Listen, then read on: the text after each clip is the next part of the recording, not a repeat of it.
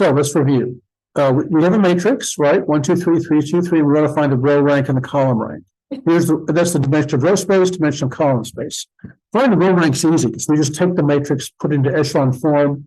Number of non-zero rows provides a basis for row space, and the number of non-zero rows is the dimension of that space, and so is the row rank. To find the column rank, we need to we do it the other way around. We take the transpose of this matrix. That is, we take these three vectors and transpose them, then use Gauss's method to sort of produce this to echelon form. Let's say we do 1/2 row 2, 1/3 row 3 to make it simple. Then we can do minus row 2 plus row 3, 1, 3, 1, 1, 0, 0.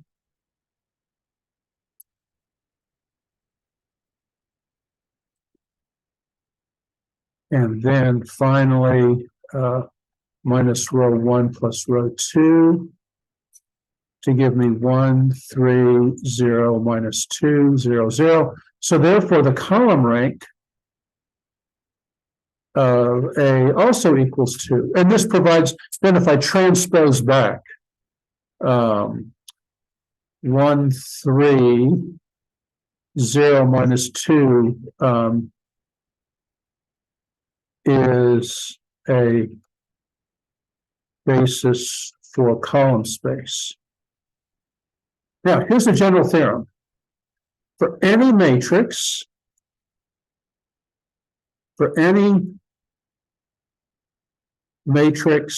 M, the column rank of M equals the row rank of M.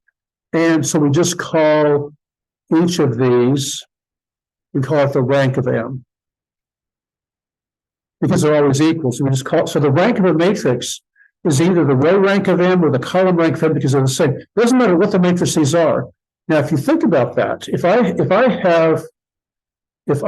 say I have a 2-row, but very long, right? Many variables. 2 rows, many variables, right? Well, row space could at most be dimension 2, right?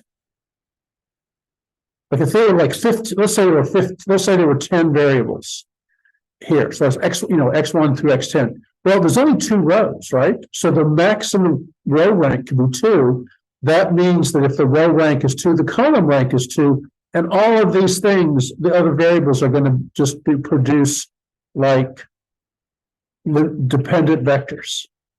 So, and the same way it works if it's the opposite side. So there's something going on between the rows and columns. Now it turns out that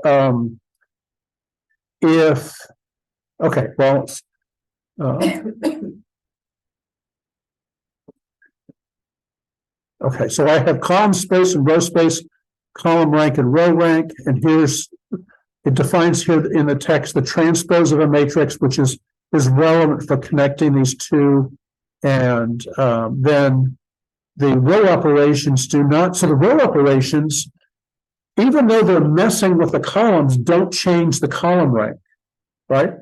They don't change. We know they don't change the row rank, but you can also prove that the row operations don't change the column rank, which is why for any matrix, the row rank and the column rank are equal. So the rank of a matrix is just the row rank or column rank. So here's putting those several pieces together. For a linear system with n unknowns, that's this thing here, the number of variables, say, is n. And a matrix of coefficient A, the following statements are equivalent. The rank of A is R. That means that the number of linear independent rows is R. And the vector space of solutions of the associated homogeneous system is n minus R. Here's the idea. The rank, if you think of the rank as the row rank, That's telling you the number of leading variables, right? So, but if there's m variables, there's going to be m minus r free variables because the free variables are all the ones that are left over after you take out the leading variables. So if if you know there's like 10 variables and the rank of A is 3, you know that the vector space of solutions of the homogeneous system is going to have 7 free variables. So it's going to be not only 7 free variables, it's going to be 7-dimensional because they'll be linearly independent. Okay. So there's some stuff here, and then we go back. What happens when the matrix is square? Well, the following statements are equivalent. The rank of A is n. Well, what happens if the rank of A is n in an n by n matrix? That means you have n leading variables, but you only have n variables, so you have no free variables. That means you only have one solution for any linear system made from this matrix. That means that A is non-singular, because if I put that matrix into a homogeneous system, all variables are still leading, so it's only going to have one solution. The rows of A from a linearly independent set, because they're all going to be linear. In other words, if I do, I'm going to get like the same number of rows in echelon form because they're all leading. The columns of A from a linearly independent set. Any linear system whose matrix of coefficients A has one and only one solution, and A will be have an inverse.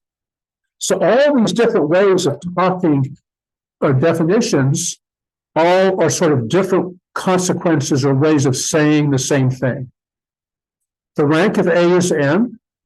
A is non-singular. A has an inverse. The rows of A form are linearly independent. The columns of A as vectors are linearly independent. And any linear system with A as the matrix of coefficient has only one solution. Okay, so there's and I think, fortunately, that's the end. So there's a lot of sort of concepts here for this segment here. Let me